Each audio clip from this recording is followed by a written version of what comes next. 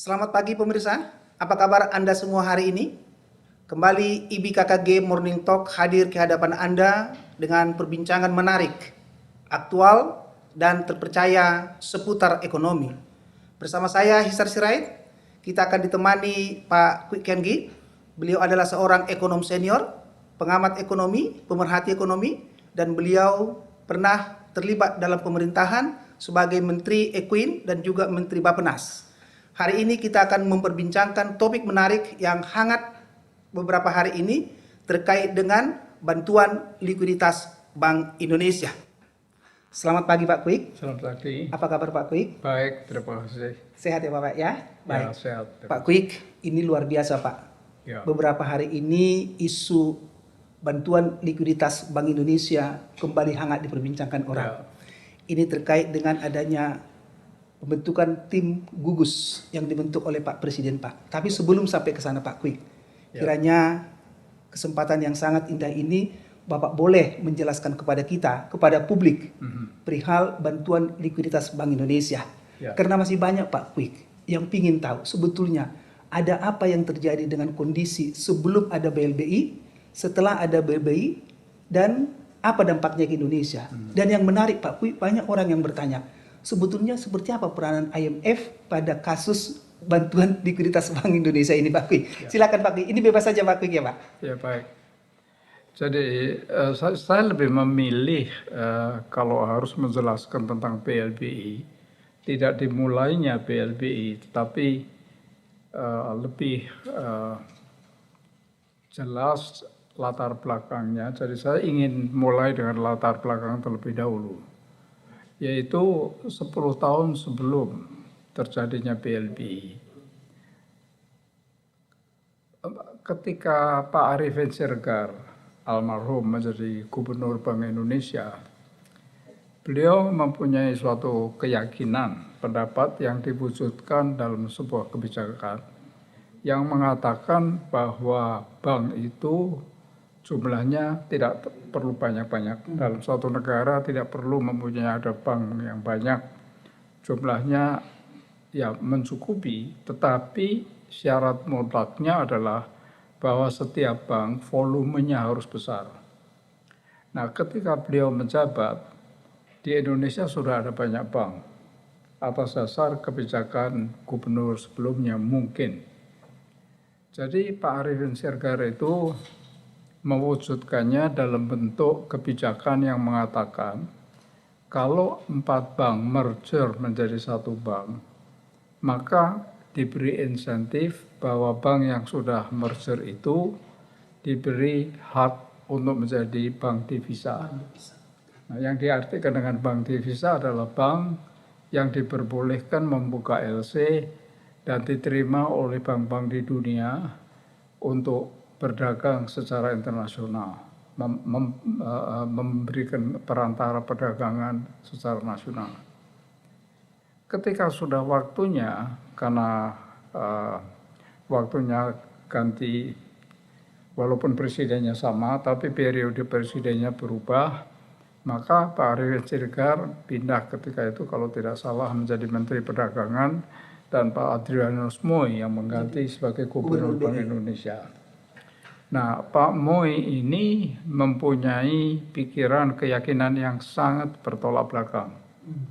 Jadi beliau meluncurkan sebuah kebijakan yang disebut Paket Oktober tahun 1988. Itu yang disebut dengan Pakto 88 Pak Kwik. Ya, Pakto 88. Berarti 10 tahun sebelum terjadi krisisnya kan 98.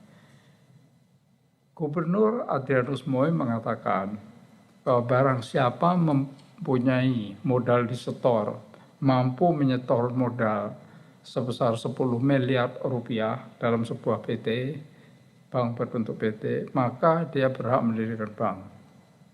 Nah, dengan demikian dalam waktu ya sangat singkat muncullah sekitar 200 bank.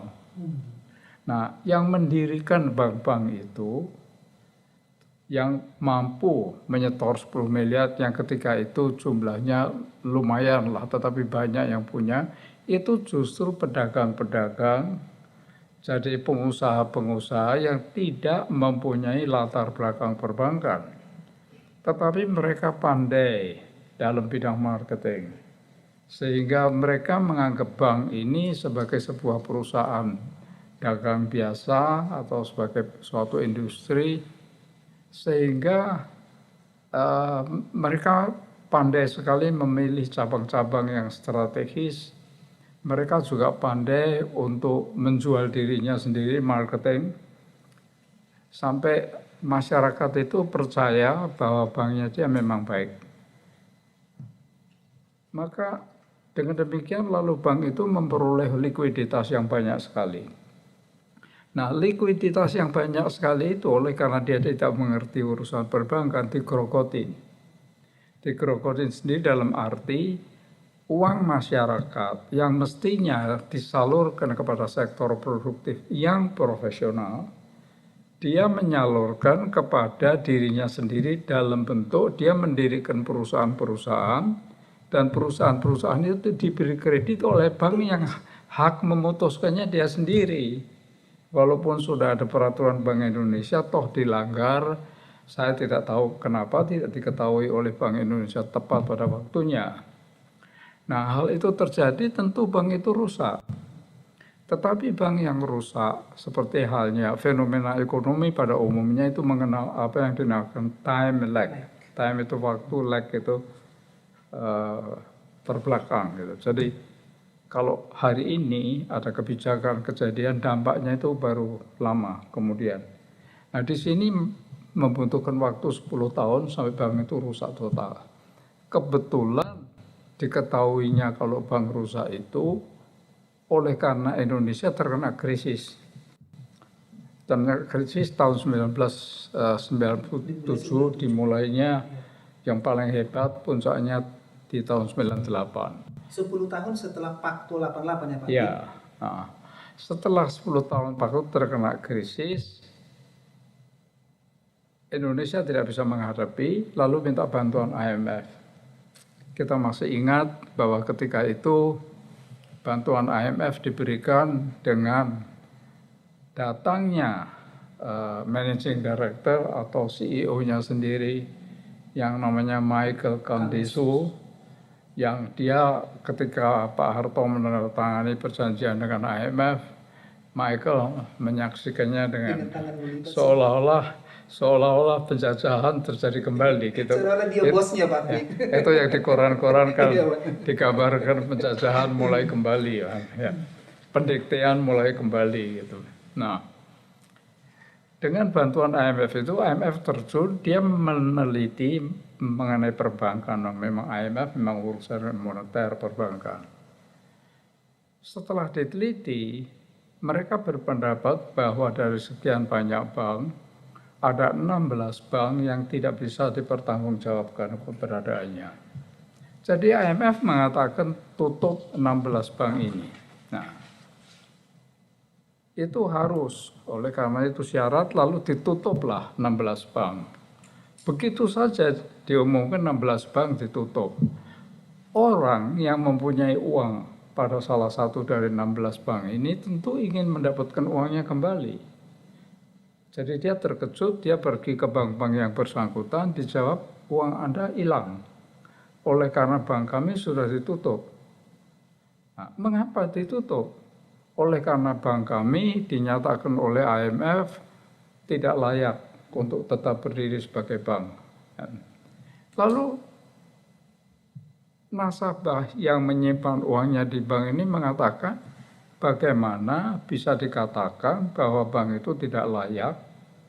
Oleh karena bank-bank itu beberapa minggu sebelumnya itu masih memasang iklan di berbagai koran dengan laporan keuangan yang diaudit oleh kantor-kantor akuntan publik dunia. Seperti ketika itu yang terbesar Arthur Andersen, Credit Suisse, segala macam. Nah, itu PricewaterhouseCoopers, KPMG itu menandatangani. Nah, akibatnya orang-orang yang di luar 16 bank ini kan lalu berpikir, Jangan-jangan nanti bank saya juga dinyatakan walaupun diaudit segala bagus, jangan-jangan dinyatakan sebagai tidak layak dan ditutup, lalu saya kehilangan uang. Apa akibatnya? Akibatnya adalah ras besar-besaran. Jadi bank itu diras, kalau bank sesehat apapun juga kalau diras pasti ambruk, pasti jatuh. Saya ingat pada waktu itu Pak Quick ya, begitu banyak masyarakat antri di ATM ya Pak Quick ya, mengambil uang ya Pak. Ya. Ini kejadian ras yang luar biasa pada waktu itu. Kejadian ras yang luar biasa. Lalu ya dalam kondisi yang sangat panik, saya tidak tahu apakah anjuran IMF lagi atau tidak, yang mengatakan bahwa ras ini harus dihentikan. Cara menghentikannya ras bagaimana? Cara menghentikan ras mengatakan kepada para nasabah supaya dia percaya kembali. Jadi orang-orang yang meras itu ditantang. Anda boleh mengambil uang sesuka Anda, artinya milik Anda berapa ya itu akan dibayar segera. Untuk itu kan perlu uang. Jadi uang itu di-drop oleh pemerintah. Ya kalau perlu, saya dengar ketika itu bahkan karena mendadak sampai mencetak uang dan droppingnya itu supaya ras berhenti secepat mungkin malah melalui helikopter segala. Nah, yang di-drop untuk menghentikan ras itu jumlahnya 144 triliun. Nah, 144 triliun yang di-drop ini apa namanya? Oleh karena tidak pernah ada gitu. Maka diciptakan sebuah nama khusus untuk membedakan antara kredit lain yang diberikan oleh bank sentral. Nah, nama yang khusus itu adalah Bantuan Likuiditas Bank Indonesia atau BLBI. Dengan demikian muncullah BLBI sebesar 144 triliun. Nah. Pak Quick, izin sebentar Pak Quick. Ini supaya publik tahu betul Pak Quick. Berarti 144 triliun yang dikeluarkan oleh Bank Indonesia ini ditujukan untuk mengatasi ras gitu Pak Quick. Ya. Nah, memang jadi dalam 3 hari rasnya berhenti, kondisi mulai tenang. Dalam kondisi yang ketenangan itulah BBK melakukan audit dari yang dikeluarkan sebesar 144 triliun. Lalu BBK berkesimpulan bahwa 95% atau 136,8 triliun tidak bisa dipertanggungjawabkan. Tidak bisa dipertanggungjawabkannya dalam bentuk seperti apa, itu tidak dijelaskan. Tetapi ketika itu waktu saya diwawancarai oleh salah satu koran, saya mengatakan ya kalau menurut pendapat saya, menurut logika saya, dalam kondisi yang panik dan dalam masyarakat yang korupsinya sudah luar biasa, maka bank itu sebetulnya untuk menutup ras misalnya membutuhkan 60 miliar. Tapi dia mengatakan saya perlu dropping 100 miliar untuk memenuhi permintaan. Bank Indonesia sebetulnya kan canggih sekali administrasi. Dia tinggal klik-klik di dalam komputernya, dia mengetahui. Menurut kami Anda itu cuma punya 60 miliar yang deposan, giran, penabung. Kok minta segitu? Lalu dia mengatakan kita bagi-bagi. Jadi sudah mulai korupsi gitu. Nah, itu saya katakan. Tapi lalu ada satu deputi dari Bank Sentral yang marah dan minta saya membuktikan siapa yang melakukan itu, namanya siapa tentu tidak bisa saya buktikan. Itu dugaan secara logis. Nah, kalau tidak bisa harus minta maaf, maka saya minta maaf dengan memasang iklan yang besar. Dengan demikian urusan saya dengan pemerintah sudah selesai. Ya. Tapi sebetulnya Pak Quick pada saat itu ada tendensi jumlah yang di dropping Bank Indonesia lebih besar dari yang dibutuhkan bank itu sendiri Pak Quick. Memang seperti yang dikatakan dan itu tidak kira-kira. Oleh karena yang dibutuhkan sebetulnya hanya 5% daripada yang di drop. Yang menemukan itu BPK. Iya, Pak. Nah, Tapi konsekuensi dari penemuan itu urusan lain yang makan waktu lama lagi untuk membahas. Jadi saya mengenai BLBI, kan Anda bertanya apakah BLBI, ya ini. Ya. Gitu. BLBI itu seperti itu. Nah, kelanjutannya bagaimana kalau memang Pak Rektor ingin mengetahui lebih lanjut, saya bisa menceritakan setelah itu bagaimana gitu. Baik Pak Kui, ini menarik Pak Kui. Mungkin nanti satu episode khusus kita bercerita tentang bantuan likuiditas Bank Indonesia Pak Kui. Karena banyak publik yang ingin tahu sebetulnya cerita di balik semua BLBI Pak Kui. Tapi lanjutkan Pak Kui, nanti kita episode yang lain Pak Kui. Nah sekarang BLBI ini sifatnya adalah talangan. Jadi kalau ada bank diras, lalu kemudian menghentikan RAS, itu adalah kewajiban dari bank, bukan kewajiban pemerintah. Tetapi kalau tidak dihentikan oleh pemerintah, seluruh perekonomian nasional jadi hancur, jadi kacau. Oleh karena pemerintah mau tidak mau turun tangan, tetapi seperti yang saya katakan ini adalah talangan, utang. Jadi pemerintah memberi utang kepada bank itu yang harus dibayar kembali. Maka bank-bank itu dipanggil. Jadi misalnya satu bank dipanggil, dia mengatakan uang yang kami pakai untuk menghentikan RAS itu 27 triliun, Anda mesti bayar kembali kepada kami. Bank-banknya tidak bisa, karena uangnya kan ada pada perusahaan-perusahaan sebagai kredit yang diberikan pada perusahaan-perusahaan. Jadi pemerintahnya atau IMF dalam hal ini juga aneh.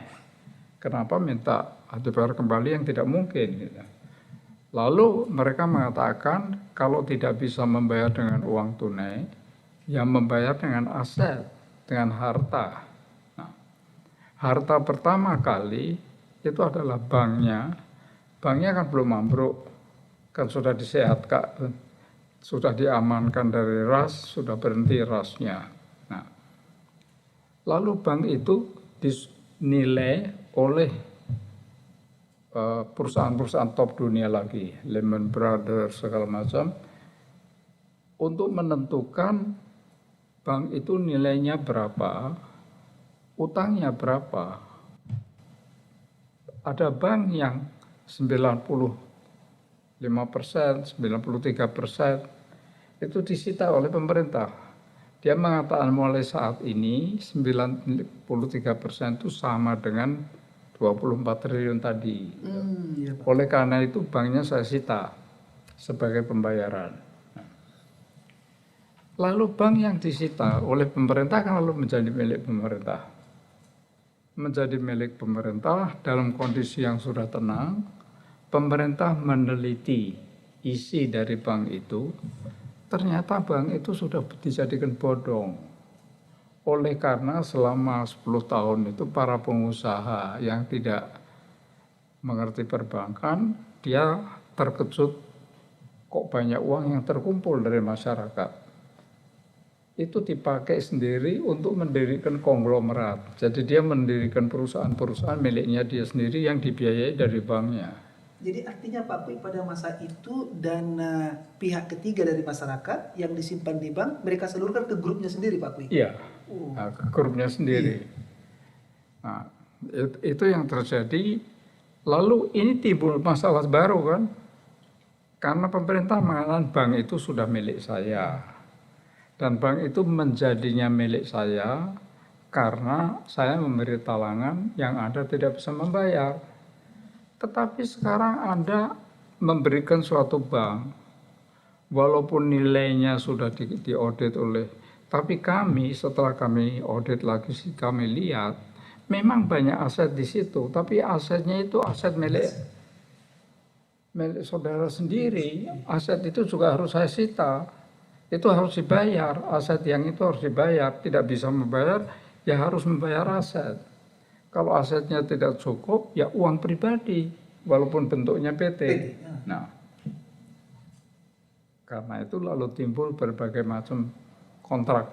Ya ini Pak Kui, karena Ada istilah Pak Quick, kalau tidak salah ada istilah MSAA gitu Pak Quick. Ya. Apakah ini mekanisme yang ditawarkan oleh pemerintah Pak Quick? Ya, memang. Jadi bank yang tidak mampu itu dipilah-pilah. Ada bank yang mempunyai aset dalam bentuk banknya sendiri maupun aset dari perusahaan-perusahaan yang didirikan oleh pemilik bank. Nah, kalau itu mencukupi, maka kontraknya bernama MSAA. MSAA itu adalah singkatan dari Master of Settlement and Acquisition Agreement. Ini adalah bank-bank yang cukup mempunyai aset untuk membayar utang-utangnya.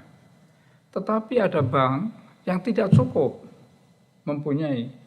Dalam hal itu dia diminta untuk menandatangani kontrak, mengikatkan diri dalam bentuk sebuah kontrak yang namanya MRNIA, yaitu singkatan dari Master Refinancing and Notes Issuance Agreement. Jadi nilai aset tidak cukup. Makanya yang dikatakan dengan Note Issuance Agreement itu adalah personal guarantee. Dia menyatakan ini semua arti tidak ada yang ada di dalam PT, tapi saya mempunyai aset pribadi.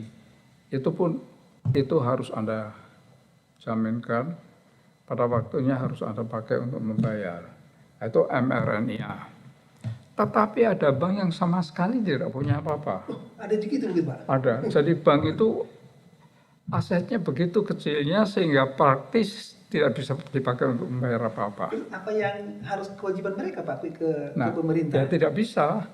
Nah, untuk bank-bank yang demikian itu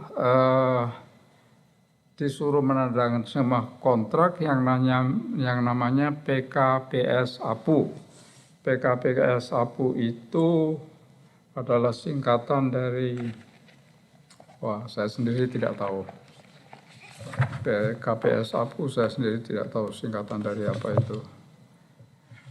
Nah, jadi caranya seperti itu. Jadi kelanjutan dari BLBI adalah seperti itu. Dan dari seluruh bank itu ada 5 yang dengan MSAA, ada 4 dengan MRNIA, ada 30 dengan PKPS APU.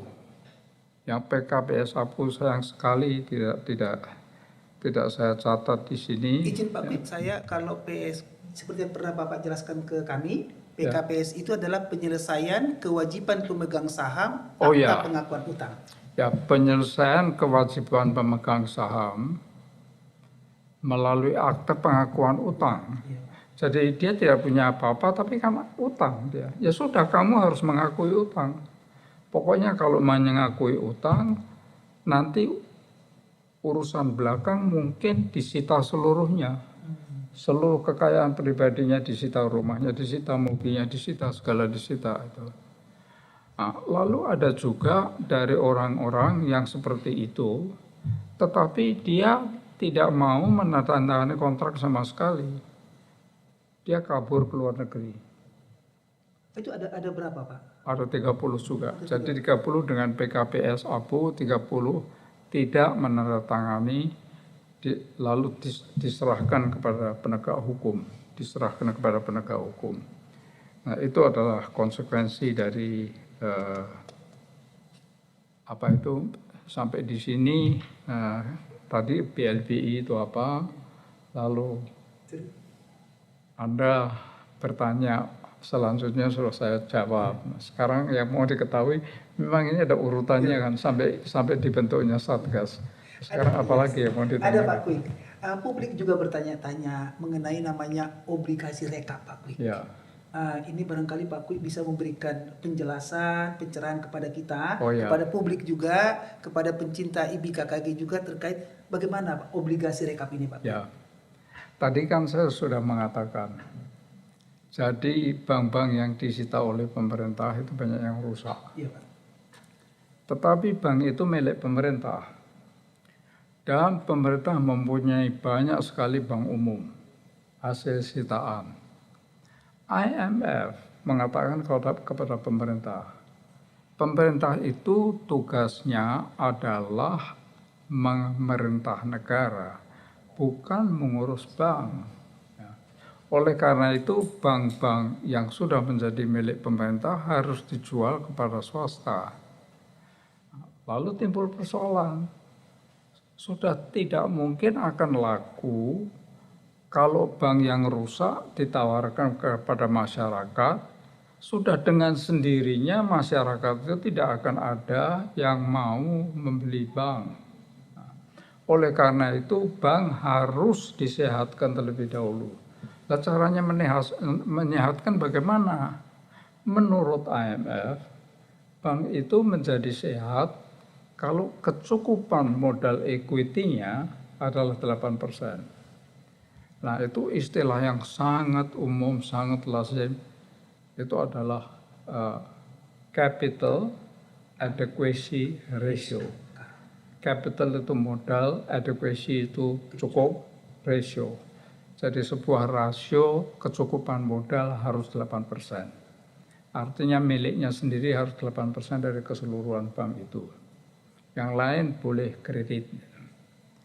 Nah, untuk bisa mencapai 8%, bank itu harus diinjeksi dengan uang tunai. Pemerintah tidak punya uang tunai ketika itu kena krisis.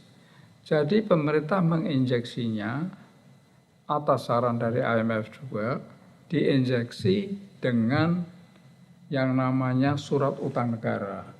Jadi pemerintah mengatakan demikian kepada satu bank tertentu, saya akan memberi surat utang sebesar 18 triliun dan karena saya utang kepada Anda kan saya mesti bayar utang obligasi. Nah, pembayaran bunganya tunai. Nah, karena Anda bisa mendapat pembayaran tunai tanpa berbuat apa-apa sebetulnya, maka kerugian bank yang rusak, yang rugi itu bisa tertutup. Sehingga manajemen dari bank yang bersangkutan bisa bekerja dengan tenang, supaya banknya perlahan-lahan sehat kembali atas kekuatan diri sendiri tanpa bantuan itu, tanpa obligasi rekap. Nah, ketika itu memang saya Menko, yang Menteri Keuangannya juga penting harus satu hati, yaitu Pak Bambang Sudibyo, dan memang kami kebetulan sangat cocok, sangat satu hati, mengatakan no problem. Oleh karena bank itu milik pemerintah, mengeluarkan surat utang kepada bank yang milik pemerintah, seperti mengeluarkan uang dari kantong kanan, dimasukkan ke kantong kiri dari badan yang sama. Jadi enggak jadi masalah kan, selama bank itu dimiliki. Yang menjadi masalah adalah ketika bank itu harus dijual, proses dan caranya menjual bagaimana gitu.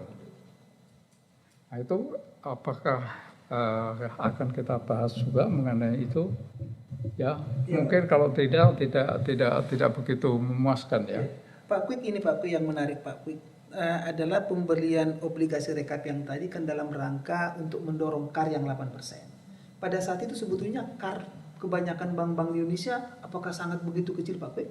Ya, memang KAR-nya memang tidak ada yang 8%. Jadi itu harus diinjeksi oleh pemerintah dengan instrumen yang bernama obligasi rekapitalisasi perbankan, yang karena panjang di dalam pembicaraan, di dalam rapat-rapat disingkat menjadi obligasi rekap, lalu disingkat lagi menjadi OR.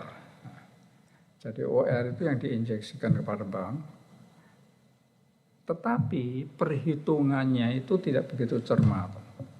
Perhitungan oleh deputi, oleh direktur-direktur kementerian yang bersangkutan tidak begitu cermat, sehingga mengakibatkan ya, yang 8% ini atau kesalahan konsep, sehingga yang untuk mencapai ke 8% itu obligasi rekapnya terlampau banyak. Demikian banyaknya sehingga bunga yang harus dibayar dari utangnya itu jauh lebih besar dari kerugiannya. Nah, mungkin bisa ditayangkan itunya tabelnya. Sebelum Bapak menjelaskan, Itu ada di sana, itu tabelnya. sebelum Bapak mau menjelaskan Pak Kwi, apakah Bapak mau menyatakan bahwa sebetulnya pada saat itu hampir semua bank di Indonesia rugi, tapi oleh karena ada bunga OR itu mereka menjadi untung? Iya, dan ini saya mempelajari 10 bank yang saya anggap bank-bank terbesar pada per 31 Desember tahun 2002. Saya pribadi yang mempelajari, saya lihat Bank Mandiri. Ya. Iya Pak Kwi. Bank Mandiri itu sebetulnya rugi yang paling kanan 15,624 triliun. Ya. Bank Mandiri ruginya segitu. Tetapi dia tidak diberi uang yang pas untuk menutup kerugian. Dia diberi obligasi rekap yang menghasilkan bunga yang kolom sebelah kiri sebesar 21,4 triliun. Iya Pak Kwi. Ruginya 15 triliun, diberi bunga 21,4 triliun, sehingga menjadi laba 5,8 triliun. Jadi laba hanya oleh karena mereka dapat pendapatan bunga OR ya Pak Kwi? 100%. Waduh. 100% dari situ. Hampir semua bank seperti ini. Bank Negara rugi 5 triliun, tapi diberi 7 triliun sehingga laba 2000, seperti di situ bisa dilihat 2,1 triliun. Dan seterusnya dan seterusnya. Ketika ini saya publikasi, saya akan mengikuti terus bagaimana dengan 2001, 2003, 2004. Itu sudah tidak bisa lagi. Oleh karena laporan keuangan bank sudah tidak memberikan perincian mana yang dari bunga obligasi repo, mana yang dari spread. Yang diartikan spread itu adalah keuntungan yang paling khas, keuntungan hakiki dari bank adalah menerima simpanan, deposito membayar bunga. Lalu uang yang dari para deposan ini disalurkan dalam bentuk kredit kepada perusahaan-perusahaan, dan perusahaan itu dikenakan bunga yang lebih tinggi. Selisihnya inilah merupakan laba bruto yang namanya spread. Nah, ketika saya meneliti, itu kelihatan yang keuntungan dari spread berapa, atau masih rugi walaupun sudah mampu membentuk spread tetapi masih rugi. Lalu ditutup oleh obligasi, mestinya kan dipaskan saja. Tetapi ini diberi kelebihan. Maka ketika itu sebagai Menko saya mengatakan begini, jadi surat utang negara itu tidak mengandung bunga. Surat utang negara untuk memenuhi solvabilitas, kecukupan modal bank sampai 8%, tetapi bentuknya bukan bond. Bukan obligasi, tapi zero coupon bond. Obligasi yang tidak mempunyai kewajiban bunga, bunganya 0. Lah terus menutup kerugian setiap bulan rugi berapa? Kerugiannya itu diberi uang tunai. Diberi uang tunai. Jadi ada 2 instrumen. Yang satu menginjeksi sebesar sampai 8% tercapai.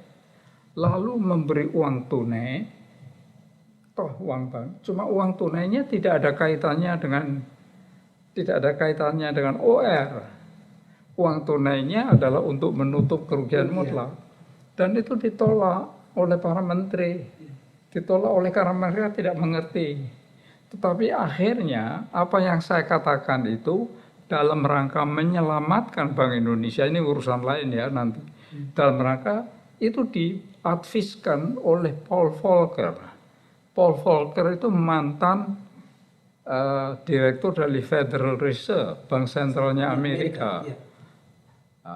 Dia adalah penasehatnya Gus Dur. Gus Dur punya 4 penasehat luar negeri, Henry Kissinger, Paul Volcker, Václav Havel, dan Lee Kuan Yew, 4. Nah, Paul Volcker memberi bantuan dalam bentuk bagaimana menyelamatkan Bank Indonesia. Nanti urusan itu nanti kita kenapa kok Bank Indonesia perlu diselamatkan, itu urusan lain lagi gitu kan ya. Nah, sekarang jadi yang aneh, ada pikiran dari saya yang benar ditolak, tetapi kalau Paul Volcker yang mengusulkan langsung diterima. Semangat inlander Pak Kwik. Ya, makanya saya katakan mungkin kulit saya kurang boleh, kulit saya nggak boleh gitu. Semangat inlander, bukan saya loh yang mengatakan, bukan saya ya. Iya, Pak Kwik ini Pak. Begitu. Jadi menarik Pak, pada masa-masa itu seingat saya gitu Pak, Bapak kan selaku Menko Pak Kwik, kan sering berhubungan dengan IMF. Ya. Banyak orang yang tahu dan paham Pak Kwik, banyak sekali perdebatan Bapak dengan IMF ini Pak, perihal ini. Boleh Pak Kwik dijelaskan supaya publik bisa mendengar untold story ini Pak Kwik? Ya, cuma itu perdebatan saya dengan IMF yang banyak sekali dalam banyak hal. Akan tetapi yang ada urusannya dengan BLBI adalah yang baru saya ceritakan. Yang lain adalah urusan-urusan lain, urusan pembentukan kurs, urusan lain-lain. Tetapi baiklah, karena kita sedang membicarakan BLBI, pertentangan saya dengan IMF adalah exactly seperti yang saya ceritakan tadi. Jadi saya mengatakan Anda ini memaksakan pemerintah kami untuk menginjeksi dengan surat utang negara kepada bank sampai solvency. Lah kalau itu sudah dipenuhi, apa dengan sendirinya menghasilkan bunga yang jumlahnya persis sama dengan kerugian? Nah, dia tidak bisa menjawab, sebetulnya tidak bisa menjawab, tetapi mereka IMF ketika itu main pokoknya letter of intent mengatakan demikian, itu harus dijalankan. Saya cuma geleng-geleng kepala, IMF ini orang-orang bodoh apa orang-orang nggak pinter apa orang-orang apa ini, saya tidak mengerti ya. Jadi itu adalah perdebatan yang akhirnya menghasilkan hal yang memang seperti ini. Akibatnya yang saya katakan, yang tadi baru ditayangkan dalam bentuk tabel, lalu ketika ketahuan tidak sportif lagi. Ketika ketahuan dicampur aduk, hasil spread sama hasil bunga dicampur aduk, saya tidak bisa menganalisa lagi, sudah nggak ketahuan lagi. Kalau mengenai besaran OR itu sendiri Pak Kwik, sebetulnya berapa besar Pak OR dan berapa besar untuk bunga OR yang OR yang diberikan itu besarnya 430 triliun. 430 triliun.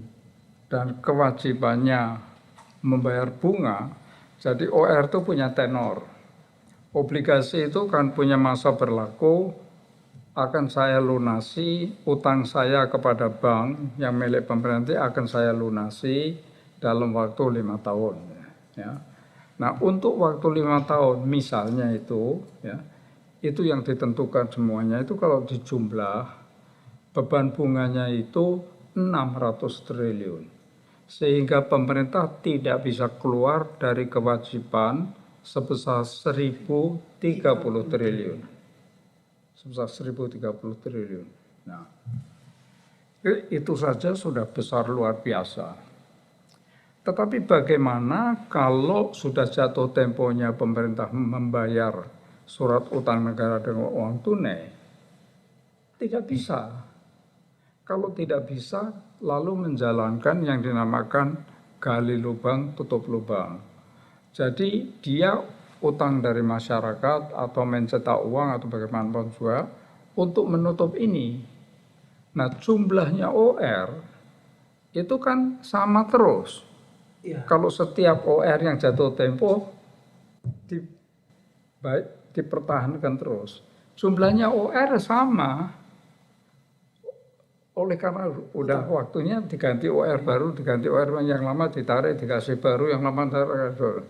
Tetapi pembayaran bunganya instead of hanya 5 tahun kan menjadi 10 tahun, menjadi 15 tahun dan nggak terkendali. Dan jumlahnya akan semakin lama semakin besar Pak. Iya.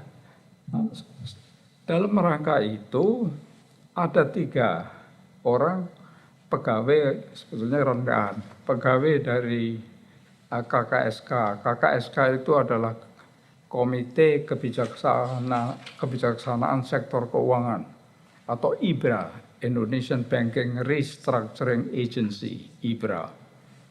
Nah, di situ ada 3 orang, yaitu dipimpin oleh Gatot Arya Putra dan ada 2 koleganya namanya Estiati dan Damayanti. Mereka bertiga melakukan perhitungan kalau setiap obligasi, setiap lembar obligasi 1 tenor itu diperpanjang dengan 1 tenor lagi semuanya, maka kewajiban pemerintah menjadi 11.000 triliun. 11.000 instead of 1.030 triliun Ya. tadi Pak Kui.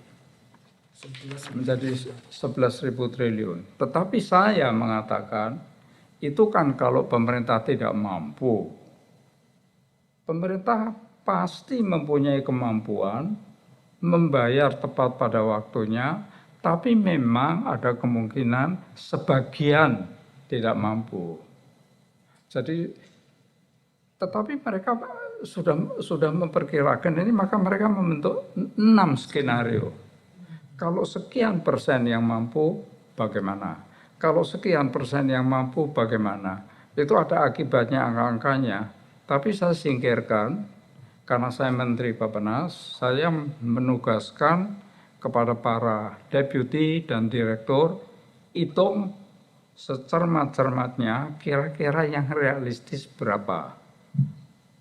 Yang realistis tidak bisa kurang dari 5.000 triliun, Pak. Mengatakan pada saya, tidak bisa kurang dari 5.000 triliun. Nah, ini kalau menjadi perdebatan 11.000 triliun kan banyak sekali kan. DPR-nya mulai ramai segala macam. Menteri Keuangannya Budiono. Saya sudah bukan Menko lagi. Saya Menko ketika Gus Dur. Waktu Ibu Megawati menjadi presiden, saya Menteri Bappenas, tetapi ex officio anggota KKSK dan bukan ketua. Ketua KKSK mesti Menko. Nah, jadi saya sebagai anggota di situ. Nah, ketika itu sampai di mana tadi pembicaraan kita? Mengenai jumlah tadi Pak. Mengenai jumlah itu, Pak Budiono Menteri Keuangan. Ketika saya Menteri Keuangannya Bambang Sudibyo. Ya. Nah, ketika Pak Budiono Menteri Keuangan, dia mengatakan jangan takut, saya sudah mengotak-atik. Jadi saya ganti tanggal-tanggalnya, saya ganti. Saya sebut reprofiling. Profilnya di reprofiling, diganti bahwa kewajiban yang itu memang tidak bisa lari dari 1.030 triliun, nggak bisa lari. Ya. Tetapi untuk menyelesaikan ini tidak seperti yang dibicarakan kata Pak Budiono. Untuk menyelesaikan ini cukup atas dasar financial engineering saya, itu cukup dengan 80 miliar per tahun selama 8 tahun. Jadi kalau ditambah 640 miliar, ya, jadi tadi yang 1.030 triliun, Ya. ditambah 640 miliar, selama 8 tahun selesai semua. Tetapi apa hasilnya sampai saat ini? Tidak ada yang tahu. Ya. Mengapa masyarakat tidak pernah mendengar bagaimana juntrungannya kebijakan Pak Budiono? Itu ada 2 kemungkinan. Datanya amburadul atau datanya sangat lengkap, tapi tidak ada satupun pejabat negara yang mampu menghitung hasil dari yang original, yang asli seperti apa, lalu yang setelah di reprofiling apa betul yang dikatakan Pak Budiono itu merupakan kenyataan setelah 8 tahun. Karena sekarang kan sudah lebih dari 8 tahun. Nah, jadi ini adalah permasalahan yang menurut saya harus dicari dan harus diselesaikan oleh Satgas yang ingin memperoleh kembali 110 triliun tidak hanya dari obligor. Dari obligor artinya dari PT-PT nakal-nakal tadi itu harus dikejar. Ada yang ngakali ini itu harus dikejar, ya. Tetapi ada yang dikejar itu nanti akhirnya kesimpulannya sebagai contoh yang paling konkret adalah urusan BDNI, Syamsul Nur Salim. Itu urusan yang sangat besar. Sampai SP3 secara hukum juga membingungkan. Itu kan jumlah cuma 4, sekian triliun. Ini urusannya ratusan triliun, ribuan triliun. Nah ini dibentuk Satgas, kok Satgasnya hanya mengejar 110 triliun. Mestinya kan tidak menyebut angka, tetapi semuanya akan dilihat dan semuanya akan dihitung dan semuanya akan dikejar. Jangan-jangan yang salah adalah salah kebijakan atau salah hitung oleh pemerintah sendiri. Atau kesalahan itu jatuhnya tidak pada orang-orang swasta, tapi jatuhnya pada bank-bank BUMN. Karena bank-bank BUMN juga kena ras dan juga banyak bank BUMN seperti Bank Mandiri, Bank Negara, Bank Rakyat, Bank Tabungan. Begini banyak bank-bank milik negara BUMN yang juga direkap. Dan kondisinya juga sama, tidak mampu membagaikan spread, tapi diberinya tidak pas dengan kerugian, diberinya melebihi yang seperti kita bicarakan tadi. Nah ini semuanya harus ditinjau kembali oleh Satgas atau tidak. Nah, itu merupakan satu pertanyaan lagi. Itu menarik Pak Quick, barangkali Pak Quick gini. Jadi kalau kita melihat dengan pembentukan Satgas ini Pak Quick, sebetulnya angka menurut Pak Quick nih Pak, apakah angka yang mau dikejar itu sebetulnya yang 108 triliun yang di statement oleh pihak Satgas atau yang 144 triliun itu? Saya tidak tahu mengapa kok tiba pada angka antara 108 sampai 110 triliun. Pernyataan pemerintah kan akan bisa mengembalikan itu. Dasar perhitungannya mana? Sepanjang pengetahuan saya, yang saya dasarkan atas berita-berita di koran, tetapi yang terpenting yang saya dasarkan atas pembicaraan dengan para anggota DPR. Jangan lupa, partai saya PDI Perjuangan itu fraksi yang terbesar loh. Jadi saya punya banyak teman yang ada di DPR. DPR juga tidak mengerti. Tidak mengerti ini Satgas ini angka 108 triliun 110 ini dari mana? Sedangkan yang terlibat, yang seperti yang saya katakan yang terlibat itu begitu banyak. Saya mengetahui satu bank saja itu sudah menimbulkan kerugian 50 triliun. Jadi banyak bank ya. Ketika bank itu sudah waktunya dijual, IMF mengatakan bank ini harus dijual tidak ada lebih lambat dari tanggal sekian. Tetapi bank yang dijual itu berikut surat tagihan kepada pemerintah. Jadi perusahaan asing ikut lelang membeli bank, misalnya membayar 3 triliun, dia mendapat bank ini mempunyai surat-surat berharga, mempunyai OR, yang jumlahnya dia tadi membayar berapa, saya katakan 3 triliun, ya. Tetapi di dalamnya itu ada surat tagihan kepada pemerintah sebesar 10 triliun. Jadi mendadak sontak dia utang 7 triliun itu. Itu terjadi betul-betul yang sangat aneh. Ini juga menjadi salah satu perdebatan. Tadi ada tanya perdebatan dengan IMF. Ini menjadi perdebatan dengan IMF yang sangat sengit antara saya dengan IMF. Saya mengatakan begini, oke, bank itu harus dijual kepada swasta, sekarang masalah harga. Harga lelang, kalau harga lelang itu begitu rendahnya, lalu kemudian di dalamnya masih ada obligasi rekap, bagaimana? Jadi itu boleh umumkan bank ini ditawarkan untuk dijual melalui lelang, dan yang berminat membeli melalui lelang mesti memasukkan pernyataan dalam amplop tertutup yang mengatakan kami bersedia memberi membeli bank ini dengan harga sekian triliun.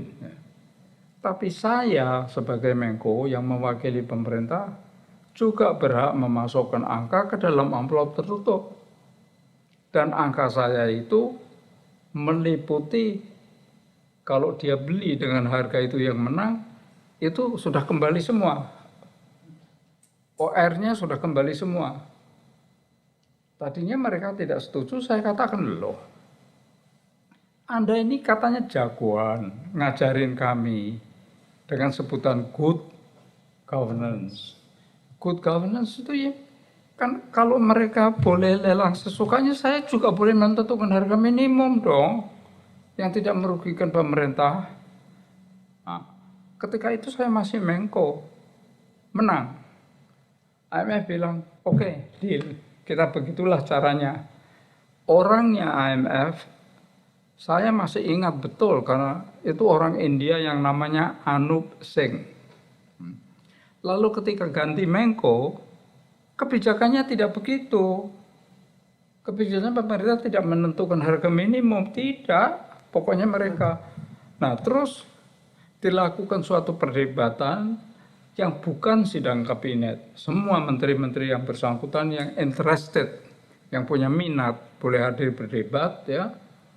Lalu mereka mengatakan tidak begitu caranya. Saya mengatakan loh, ini adalah deal tidak tertulis dengan IMF namanya Anup Singh. Ketika itu dalam rangka pertemuan hari ini kemarin malam yang di New York pagi, saya itu telepon Anup Singh, is the deal still on? Dia mengatakan yes. Jadi IMF itu masih mengakui bahwa caranya itu pemerintah mesti memasukkan harga minimum. Tetapi tidak ada satu menteri pun yang menyetujui saya. Nah, saya tidak mengerti, tidak menyetujuinya itu prinsipial, dianggap saya bodoh, apa mereka tidak menyetujui, mereka yang tidak mengerti. Nah, akibatnya kan banyak sekali bank yang terjual, lalu bank yang dimiliki swasta punya tagihan pemerintah yang jumlahnya jauh lebih besar dari yang dia bayar untuk membeli bank itu. Nah, ini kan suatu kesalahan-kesalahan yang sebetulnya anak SMA tahu kan. Logika seperti ini sebetulnya anak SMA akan tahu gitu. Tetapi ini kejadian, inilah salah satu yang paling menyedihkan.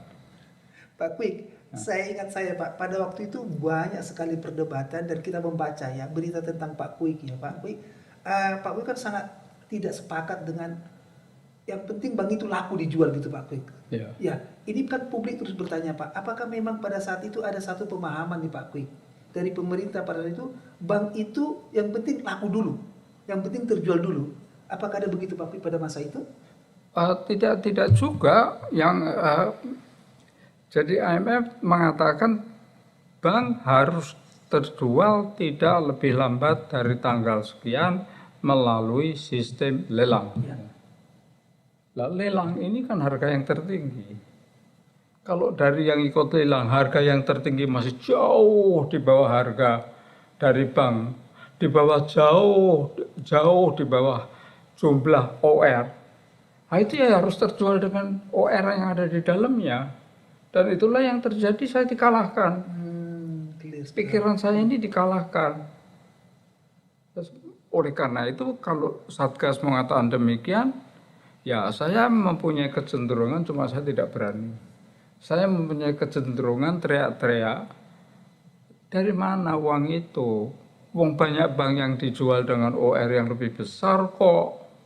Tapi saya nggak berani teriak-teriak, wah nanti ya dibully lagi saya nanti. Dibully lagi. Baik Pak Kwik. Ya. Luar biasa episode kita kali ini ya, banyak pencerahan dari Pak Kwik. Jadi seperti pemahaman kita memang Pak Kwik orang yang paling tepat untuk bisa menjelaskan mengenai kondisi sebelum ada BLBI, kondisi BLBI seperti yang dijelaskan oleh Pak Kwik tadi. Tapi masih banyak lagi Pak Kwik yang mau kita bahas Pak Kwik. Saya tambah satu saja. Nanti setelah ini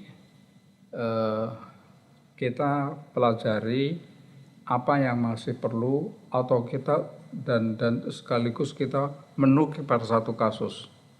Yang paling ramai dibicarakan yaitu BDNI. Urusan BDNI itu next session ya, next pembicaraan.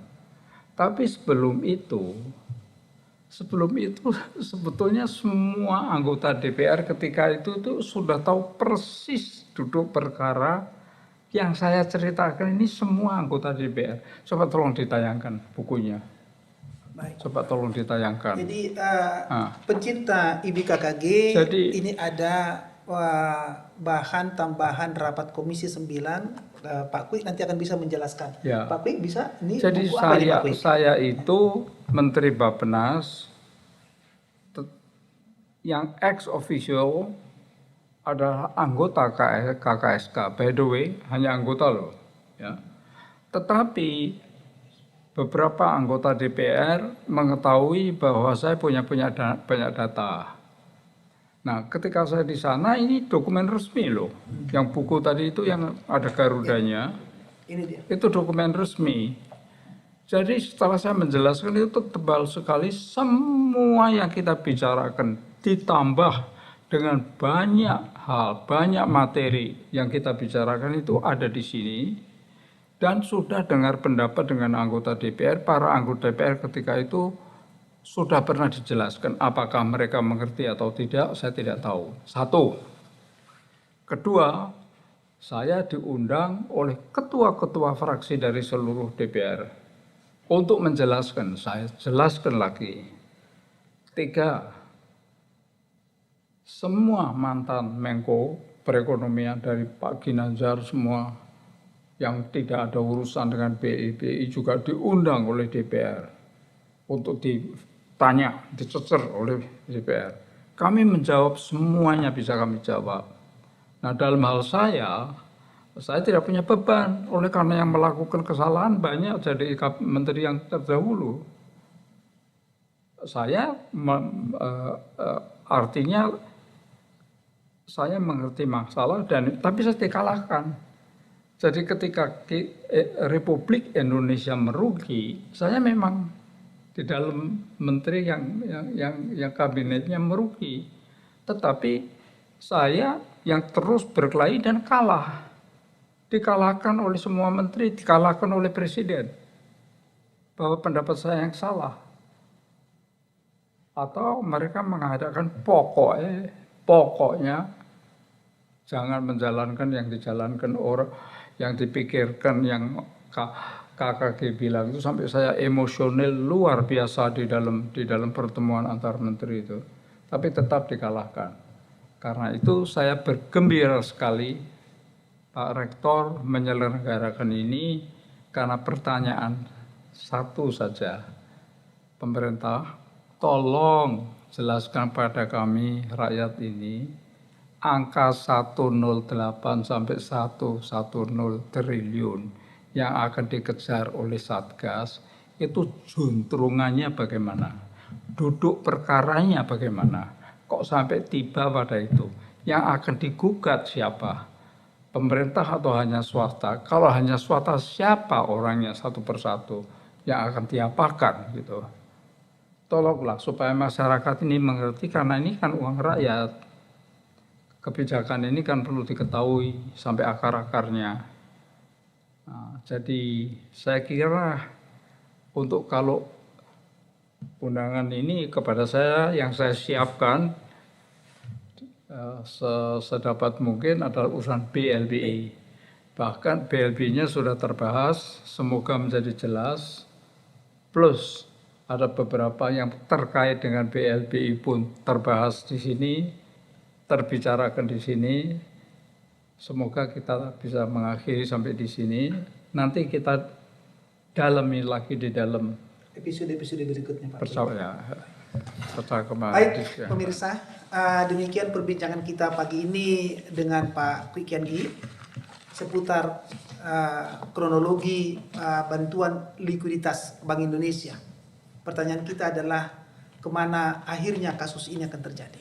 Episode-episode berikutnya kita akan kembali mengundang Pak Kwik untuk menjelaskan banyak hal terkait dengan mega bantuan likuiditas Bank Indonesia.